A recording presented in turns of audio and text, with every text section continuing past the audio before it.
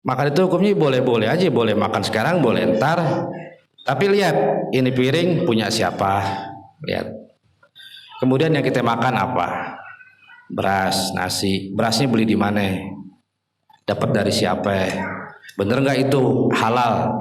Ente dapat dari mana? Dikasih sama tadi orang. Orang itu dari mana kira-kira?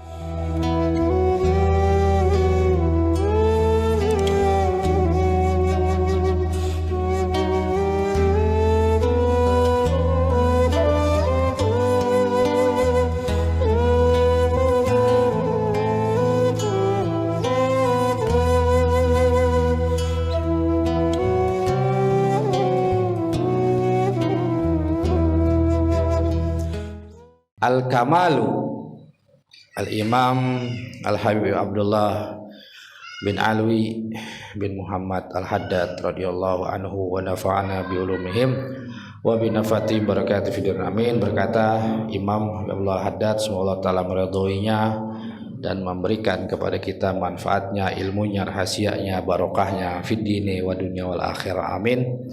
Al-Kamalu arba'atu ajza, sempurna itu ada 4 macam, 4 ajza, bagian. Pertama, orang itu berilmu. Wabihi yu'rafu, dengan ilmu yu'rafu haqqullahi ta'ala, dia mengetahui akan hak-haknya Allah yang dia wajib tunaikan. Kalau nggak ada ilmu, dia nggak mengetahui apa haknya Allah. Haknya Allah untuk disembah, ditauhidkan, diesakkan, dan mengerjakan sesuai dengan yang diinginkan Allah, bukan diinginkan kita. Itu namanya haknya Allah. Ibadah sesuai dengan yang diinginkan Allah. Ya, kayak sholat nggak boleh kita zuhur 5, walaupun lebih banyak dari 4. Ente zuhur 4, aneh dong 5. Nggak bisa, karena ibadah itu harus sesuai dengan apa yang Allah inginkan. Itu nggak bisa semaunya. Begitupun dengan cara-caranya ibadah ada hukumnya. Maka harus mengerjakan sesuai syarat-syaratnya, rukunnya, menjauhi yang membatalkannya. Itulah haknya Allah. Maka orang yang mencari ilmu, ngaji, nyari ilmu itu tujuannya agar dia tahu cara mengerjakan, menunaikan haknya Allah. Ente nggak digaji, ngamuk nggak ente sama bos ente? Kenapa Allah? Ente cuman ibadah nyari ilmu, lalu mengibadahi dengan yang Allah inginkan, kok nggak mau? Kondangan lah, malam Senin kondangan, Minggu pagi, siang, sore bisa maghrib. Kenapa waktunya taklim kondangan, acara, arisan? Mana ada arisan malam Senin? Siang zohor iya, kondangan, arisan. Waktunya taklim nggak mau, nongkrong, nonton TV, ngobrol. Ini berarti orang nggak mau mengerjakan, menunaikan haknya Allah. Bakal dimarahin sama Allah. Ya marahnya Allah bukan marahin, bukan begitu. Ya marahnya seksa, marahnya neraka. Marahnya di dunia, diazab di dunia dengan sempit, hidupnya sempit, masalah banyak, susah. Nah itu namanya azab dunia. Kenapa diazab sama Allah? Karena nggak ngerjain haknya Allah. Nyari ilmu, ngaji. Nanti kalau udah tahu ilmunya, nih rukun sholat, ini rukun wudhu. Ya waktu-waktu tadi itu, waktu sholat nggak boleh di situ, haram. Lalu boleh kalau dia kodok, boleh kalau sebabnya mutaqaddim, sebabnya dahulu, kan ilmu tuh. Nah kita ngerjain ibadah. Ya akhirnya mengerjakan, menunaikan haknya Allah Ta'ala. Itu jadi nggak bisa orang nggak ngaji, nggak bisa orang nggak berilmu, nggak bisa. Perempuan, laki sama. Makanya Nabi dalam hadisnya, talabul ilmi faridotun, Mencari ilmu fardu ala kulli muslimin wa muslimatin. Setiap orang Islam, muslim, laki atau perempuan. Jadi yang ngerti ilmu agama bukan hanya laki. Jadi biar perempuan ini juga harus ngerti agama. Kalau enggak, yang ngerjain yang haram. Sholat nggak tahu sholat, ini gara-gara perempuan nggak tahu cara sholat, nggak tahu rukun wudhu ada berapa ya nggak tahu. Kenapa? Maka bapaknya berdosa karena membiarkan anak perempuannya nggak ngerti agama, nggak tahu ilmu.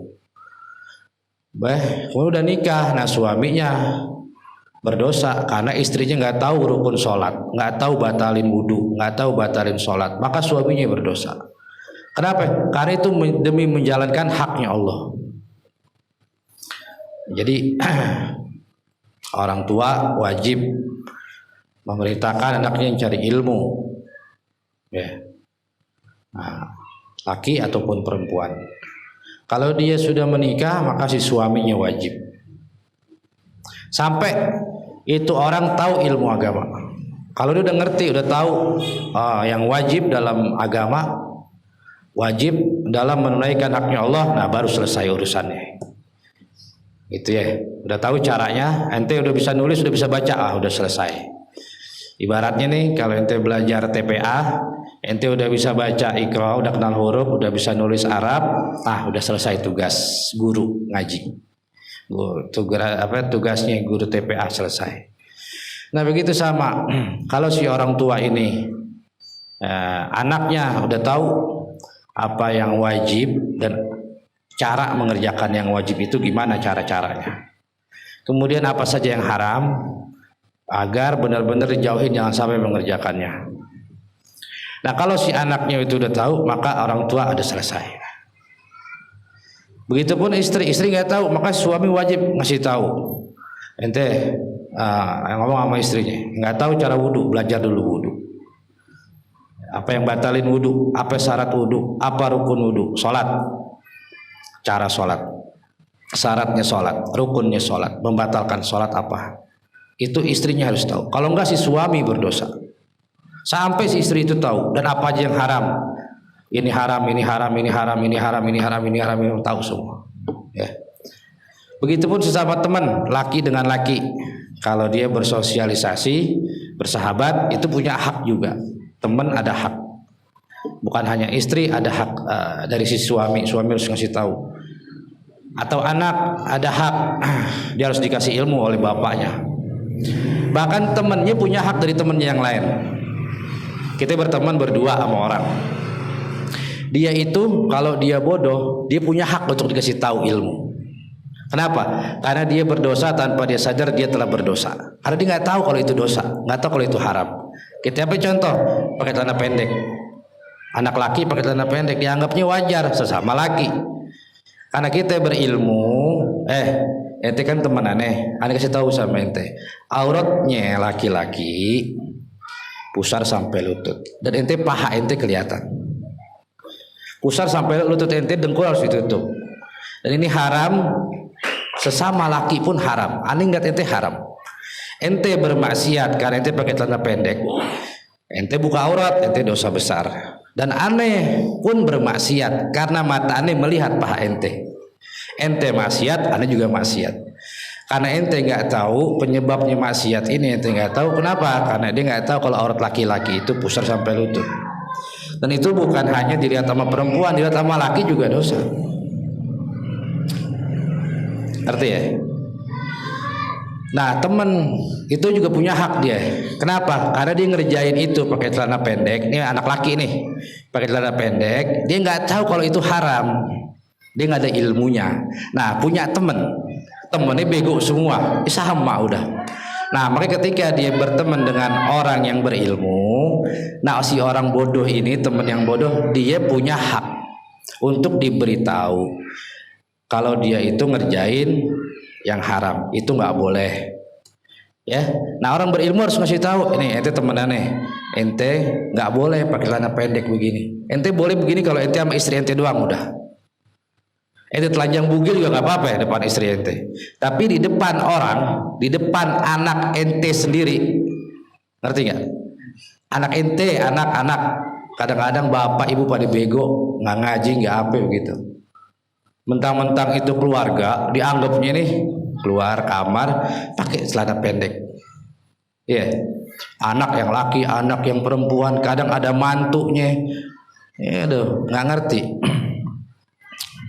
Nah, abangnya bego ngelihat adiknya perempuan juga sama, atau adiknya laki bego ngelihat kakaknya perempuan juga sama. Kadang lihat kakaknya perempuan pakai celana pendek, dianggapnya nggak apa-apa. Oh, kakak anda sendiri kakak kandung, tapi nggak boleh ente ngelihat pahanya, ngerti nggak? Karena aurat itu dari pusar sampai lutut, nggak boleh ngelihat paha. Meskipun kakak kandung, meskipun adik kandung, meskipun anak kandung nggak boleh. Ngerti ya?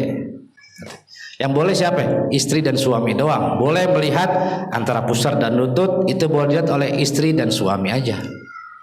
Ya. Atau bagi orang-orang yang darurat, ya, dokter, kemudian orang yang merawat ibunya, bapaknya itu boleh. Tapi di luar itu nggak boleh, haram. Jadi dalam rumah aja, karena nggak ada ilmu itu dosa itu. Bapaknya lagi maksiat nggak sadar dia maksiat. Kenapa? Ngelihat paha anak perempuannya. Padahal di dalam rumah itu nggak maksiat. Anda nggak lagi maksiat, lagi nonton TV, lagi ngobrol sama anak. Ente lagi maksiat, lagi berbuat dosa sekarang. Kenapa? Ente ngobrol dalam rumah sama anak perempuan ente pakai celana pendek. Ente ngelihat maksiat, dosa tanpa mereka sadari karena nggak adanya ilmu. Ngerti ya? Gitu ya. Di dalam rumah itu, jadi mereka ngira di dalam rumah itu nggak buka aurat, karena aurat itu dikiranya itu buka jilbab kalau keluar rumah. Padahal di dalam rumah aja ada batasan-batasan. Ya. Jadi laki dengan laki sama, pusar dan lutut. Kandung pusar dan lutut. Anak dan orang tua pusar dan lutut. Lutut dengkul. Jadi nggak boleh dengkul ke atas tuh, ke paha itu nggak boleh, haram.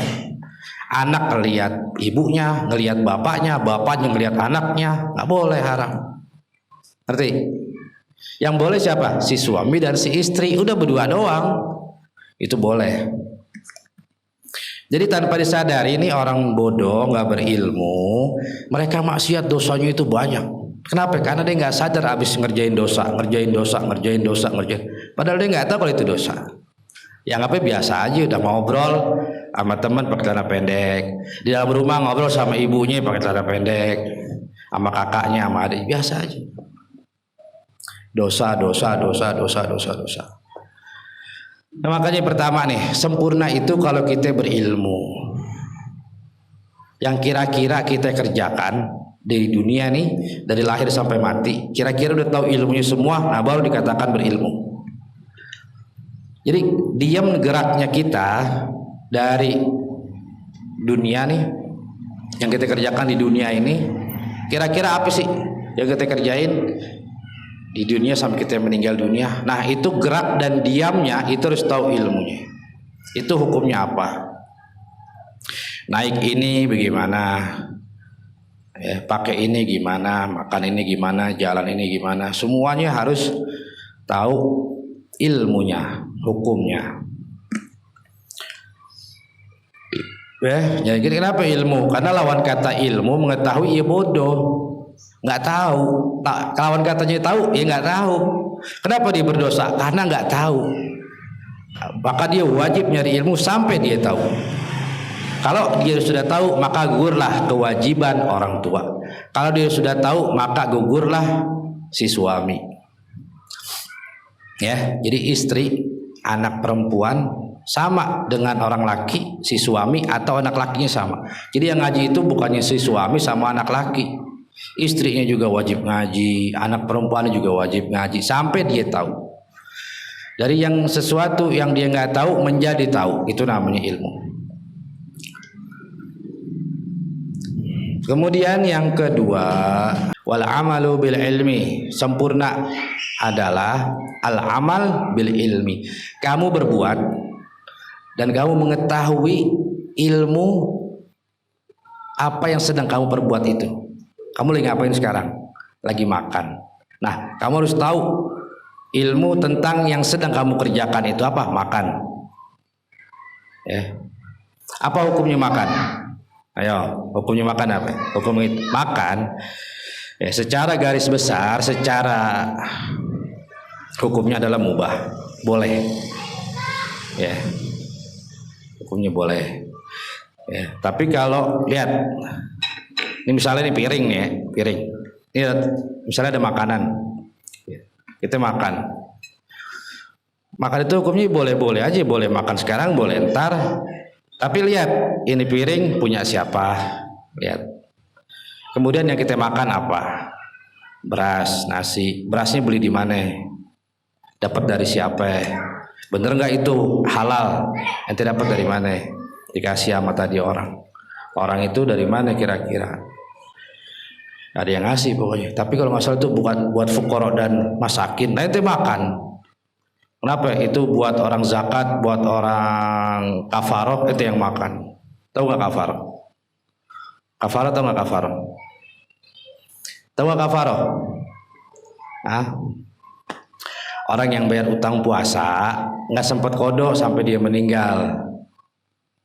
Ah, itu kepada orang fakir miskin. Ente makan, emang ente fakir miskin? Habis dapat tahlilan, ya itu dia. Kenapa ente dapat?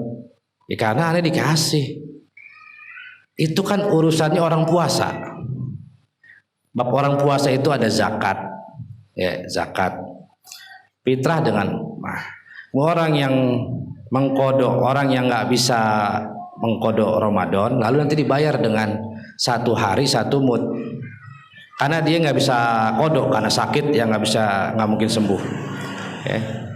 Kadi wajib mengganti kodok puasa itu dengan seliter atau sekilo beras 1 harinya. Berikan kepada fuqara wal masakin. Seperti zakat, zakat itu fuqara dan masakin. Inna masyaalil fuqara wal masakin, pada orang fakir dan orang miskin. Kafaroh juga sama, zakat, ya, zakat fitrah beras, kemudian kafaroh fuqara masakin. Makan kita dari mana nih? Habis tahlilan pulang dapat beras. Kalau tidak dapat beras tahlilan, ini kafaroh.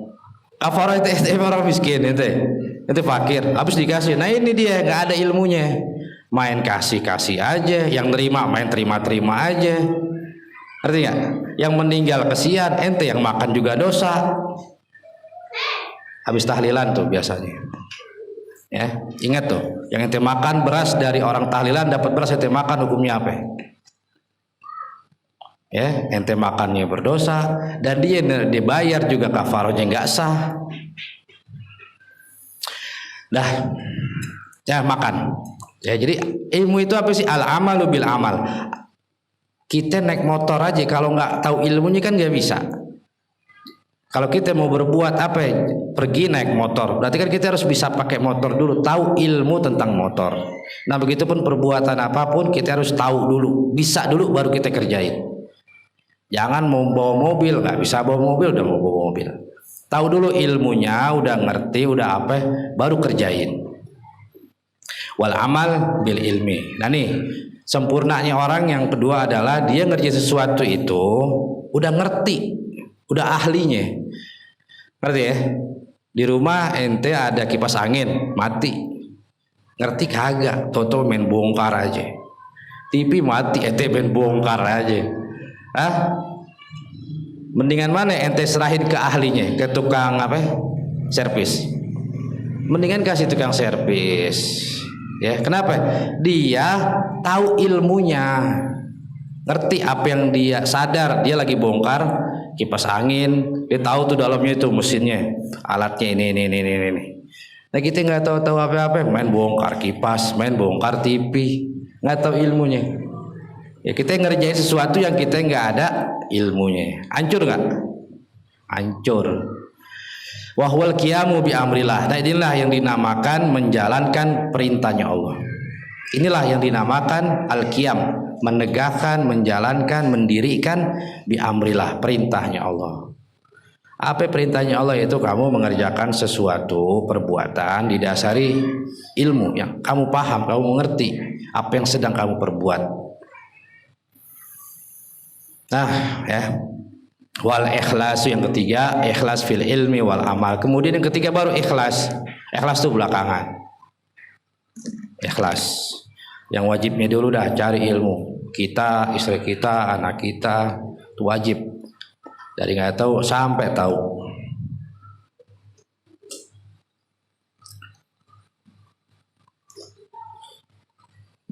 Ngerti ya? Ya, jadi sempurna tuh kita ngerjain yang kita ngerti ilmunya. Berbuat sadar apa yang sedang kita berbuat. Wal ikhlas fil ilmi wal amal, kemudian ikhlas di dalam ilmunya dan ikhlas di sini dalam berilmu. Ikhlas fil ilmi, ikhlas dalam ilmu yaitu ikhlas itu dia menyampaikan ilmu apa yang dia wajib sampaikan. Dia enggak nutup-nutupin. Ya, misalnya dia melihat ada orang yang enggak tahu, kemudian dia enggak mau kasih tahu. Fil ilmi dalam ilmu. Wal amal, kemudian dalam beramal mengerjakan sesuatu harus karena Allah. Fil ilmi wal amal. Ya. Nah, ini hubungan kita dengan Allah Ta'ala nih. Ikhlas di dalam mencari ilmu, di dalam menyampaikan ilmu, dan di dalam mengamalkan, di dalam beribadah, dalam berbuat. Itu harus melantaskan, mendasarkan harus karena Allah. Ya. Ikhlas fil ilmi. Jadi ikhlas juga ini hubungan kita kepada Allah Ta'ala. Ikhlas fil ilmi wal amal. Ya. Wa huwa tasfiyatu malillah. Apa ikhlas? Ma tasfiyatu ila, apa yang bersih, suci, bersih. Lillah, apa yang kamu kerjakan untuk Allah. Jadi kalau kita nyari ilmu karena untuk Allah, ya, ibadah atau apapun, perbuatan apapun, ilmu dan perbuatan yang kita kerjakan yang didasari ilmu itu mengerjakannya lantaran landasannya karena dan untuk Allah. Paham? Wal baro'atu, tapi jangan digaris bawahin ikhlas itu adalah gratis, jangan, ya. Itu namanya nggak ikhlas namanya.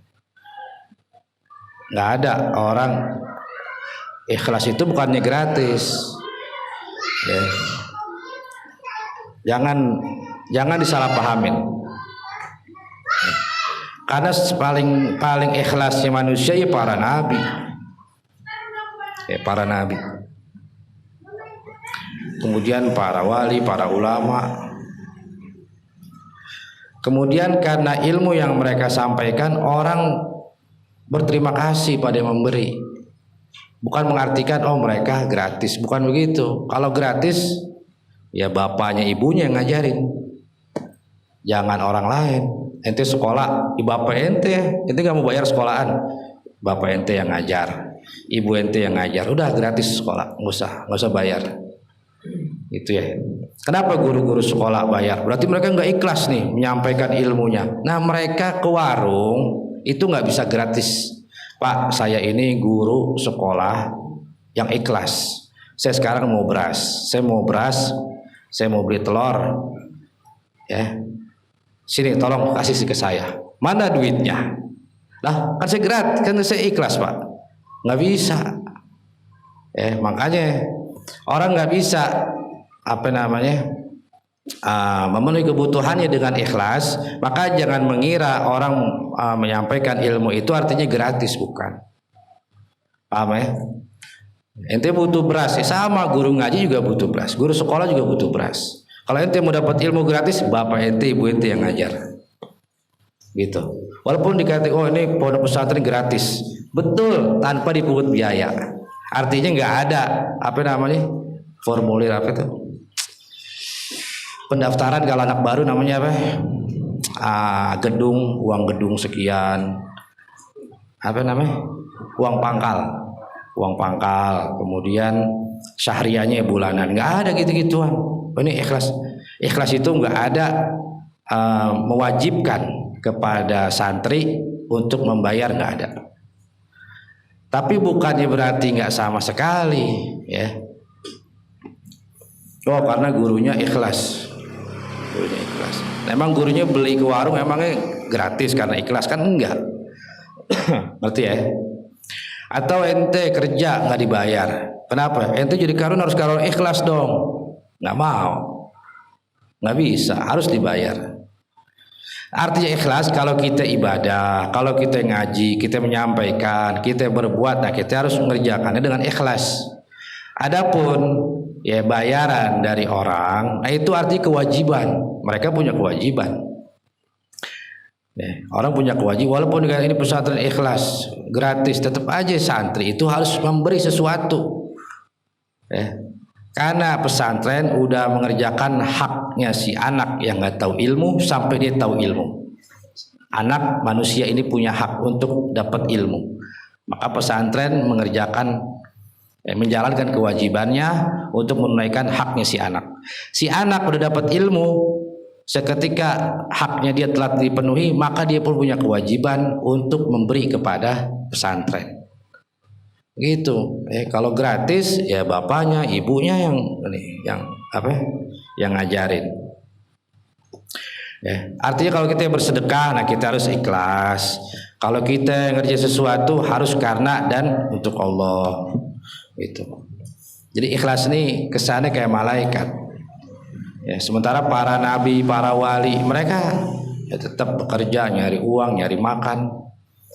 Ya, demi kebutuhan manusiawinya. Wa huwa tasfiyatu malillah. Ikhlas itu adalah memurnikan sesuatu untuk Allah. Ya. Wal bara'atu minal hauli wal quwwah, dan terbebas, melepaskan diri dari usaha. Terbebas diri, melepaskan diri dari usahanya dan kemampuannya. Melepaskan diri dari hauli wal quwwah. Jadi dia tidak merasa ini hasil jerih payah saya. Itu nggak boleh tuh. Wal bara'atu minal hauli wal quwwah. Ini cerdas nih. Orang yang sempurna, orang yang melepaskan dirinya dari merasa adalah minal hauli, hasil dari usaha, wal quwwah, dan dari hasil kemampuannya. Oh, sayanya dapat uang ini karena kerja keras saya. Merasa itu dari hasilnya, bukan bersyukur sama Allah telah diberi rezeki, telah diberi kesehatan untuk bekerja. Kalau nggak dikasih sehat, dia mau kerja gimana?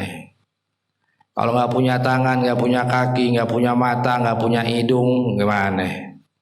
Kalau itu adalah hasil usahanya. Wa huwal i'timadu 'ala Allah. Apa itu al-bara'ah? Bara'atu minallah di surah Bara'atu minallah. Surah Bara'ah. Surah apa? Wal i'timadu 'ala Allah, yaitu i'timad. I'timad itu bersandar kepada Allah.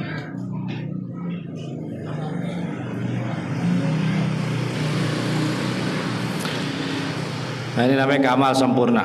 Sempurna ada 4. Pertama ilmu. Dengan ilmu dia mengetahui haknya Allah untuk dijalankan. Kemudian wal amalu bil ilm, mengerjakan sesuatu yang dia dasari dengan ilmu. Kerjain, dia udah tahu ilmunya. Itu mengerjakan perintah Allah. Ikhlas di dalam nyari ilmu, dalam berilmu dan mengamalkan ilmunya, yaitu mensucikan, membersihkan apa yang dikerjakan itu karena dan untuk Allah. Kemudian melepaskan diri dari merasa hasil usaha dan jerih payahnya, yaitu dia bersandar kepada Allah Ta'ala. Aman arafa hagallah wa gama bi amrillah wa sofa malillah wa tama adallah fahuwal insanul murtada al-waliyyu lillahil mujtaba. Nah, disinilah faman arafagallah, orang yang mengetahui hak-haknya Allah, wa qama bi amrillah, dan mengerjakan perintah Allah, wa safa ma'alillah, kemudian suci, bersih, ikhlas marilah dikerjakan karena Allah, wa'tamad ada Allah, kemudian bersandar hanya pada Allah, fahuwal insanul murtada, inilah manusia yang diridhoi Allah, al waliyyu lillah, inilah walinya Allah, al mujtaba yang terpilih. Wallahu a'lam bishawab.